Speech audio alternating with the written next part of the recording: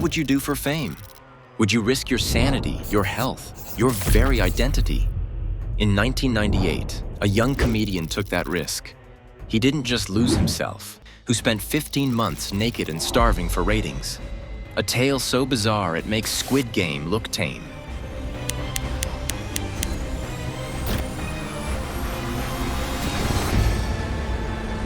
In the late 90s, Japan struggled with an economic recession, but its entertainment industry, thriving.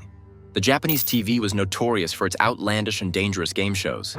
From obstacle courses in Takeshi's Castle to survival stunts on uninhabited islands, these shows pushed contestants to their breaking points. All for laughs. But one program, Susumu Denpa Shonen, took things too far. They didn't just create a game. They created a human experiment. The producers invited aspiring comedians to participate, promising fame and fortune to one lucky contestant. Out of 20 hopefuls, fate, or misfortune, chose Tomoaki Hamatsu, a 22-year-old dreamer with a bright smile and a heart full of ambition. But the producers didn't see his talent. They saw his face, which to them resembled an eggplant. That's how he became Nasubi, the Japanese word for eggplant. It wasn't just a nickname. It was the first step in stripping away his identity.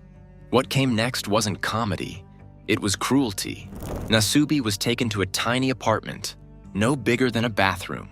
The producers called it his new home, but there was nothing homely about it.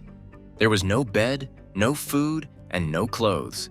Just stacks of magazines, a pen, and thousands of contest entry forms. His mission? Win 1 million yen's worth of prizes, roughly $10,000. But there was a catch. He could only live on what he won. From that moment, Nasubi became a caricature, his dignity reduced to a running joke.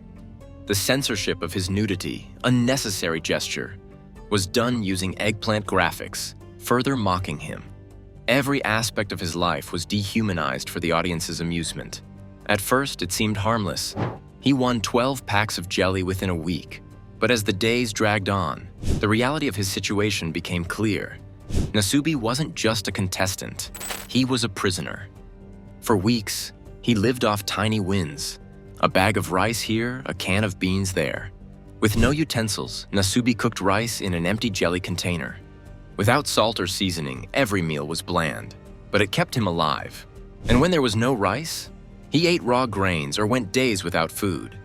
Meanwhile, producers taunted him. They sent prank calls and fake food deliveries, delicious meals he couldn't afford. And the worst part? He had no idea he was being broadcast. Cameras showcased his suffering live to millions. To cope, Nasubi created rituals. He performed victory dances whenever he won food, and he talked to a toy seal he named Binasu. It was his only companion in isolation. Audiences laughed as Nasubi danced with joy over a bar of chocolate, while he slowly starved. But hunger was just the beginning. What came next nearly pushed Nasubi to the brink of madness. Months passed, and Nasubi's mental and physical health deteriorated. His room became a tomb of useless prizes. A vacuum cleaner with no power, a PS1 game with no console, and even women's underwear that didn't fit.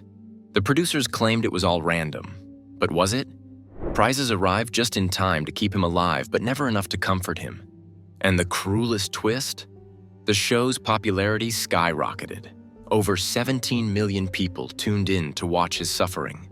Sponsors lined up to feature their products as Nasubi ate, drank, or used them in desperation. But Nasubi's nightmare didn't end with starvation or isolation. The producers had more in store, testing the limits of his spirit and sanity. One night, Nasubi was blindfolded and taken to a remote island. At first, he thought it was freedom. For the first time in months, he felt the sun on his skin, tasted seafood he caught himself, and swam in the vast ocean.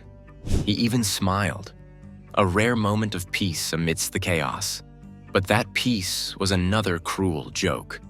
While he basked in the illusion of freedom, back in his room, the clock kept ticking. No one was there to collect his prizes. Days lost meant time wasted on his goal to escape. The island wasn't a break, it was a trap. When Nasubi returned to his suffocating room, his torment escalated. The producers moved him multiple times, claiming each new location was luckier. But in truth, these moves were to keep the media from discovering the truth about his suffering and location. One relocation stood out: a foreign country. Nasubi woke up in South Korea, surrounded by unfamiliar language and culture. This happened as he attained the 1 million yen goal. But the visit to South Korea wasn't for enjoyment, but for more contests. His new goal? To win enough prizes to buy a ticket back to Japan. This time, he had to rely on Korean magazines using a dictionary to enter contests, as he didn't speak the language. The stakes were higher, the challenges tougher. But Nasubi pressed on, his spirit hanging by a thread. Finally, he won enough to afford a ticket home, 46,000 yen. But the producers weren't done. Their greed, fueled by skyrocketing ratings, kept moving the finish line. They upgraded the goal to a business class ticket for 57,000 yen. Nasubi worked tirelessly to reach that goal, but they raised it again. First class, 81,000 yen. Nasubi was no longer just a contestant. He was their cash cow. For weeks, Nasubi fought to meet the ever-moving finish line. But as freedom seemed within reach, the producers had one final, crushing twist waiting for him. The producers began planning to send him to Paris for more contests. But Nasubi had reached his breaking point. Exhausted and defeated, he demanded an end to the torment. And just when he thought the nightmare was over, the producers dealt their final, devastating blow. Blindfolded once more, he believed he was being taken home. When the blindfold was removed, he found himself standing in another empty room. Without hesitation, he stripped naked. His torment had conditioned him to expect the worst. But then, the walls fell away. It revealed a live audience of thousands. Nasubi stood frozen, exposed not just physically, but emotionally. The crowd erupted in applause, laughing and cheering at his humiliation. At that moment, the producers revealed the truth. Every second of his ordeal had been broadcast. His suffering had been turned into a spectacle for millions. His diary, published without consent. His name, synonymous with humiliation. And as a final insult, they handed him a trophy, a clown certificate. Nasubi's eyes moved around the room, taking in the faces of the cheering crowd. His hands trembled as he realized the full extent of their betrayal. They hadn't just watched, they had laughed. Every tear, every moment of despair was their entertainment.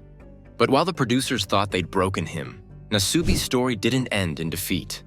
What happened next was nothing short of remarkable. For months after the show, Nasubi struggled to return to normal life. Wearing clothes felt foreign. Speaking to people seemed impossible. He had been stripped of more than his dignity. His very identity had been stolen. But Nasubi didn't let the past define him.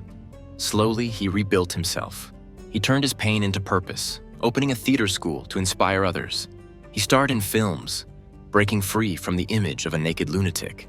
He even became a voice for his hometown of Fukushima, raising awareness and funds after the devastating earthquake and nuclear disaster. He even climbed Mount Everest, proving his resilience to the world. Nasubi's story is a haunting reminder of the lengths people will go for entertainment, and the cost of that laughter. He was a man pushed to his limits, exploited for ratings and profit.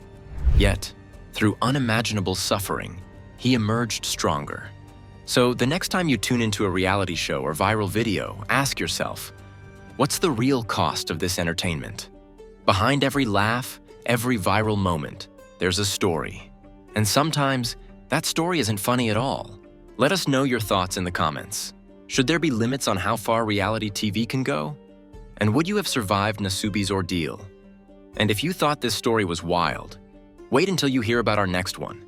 He should not call the police. A $3 billion heist.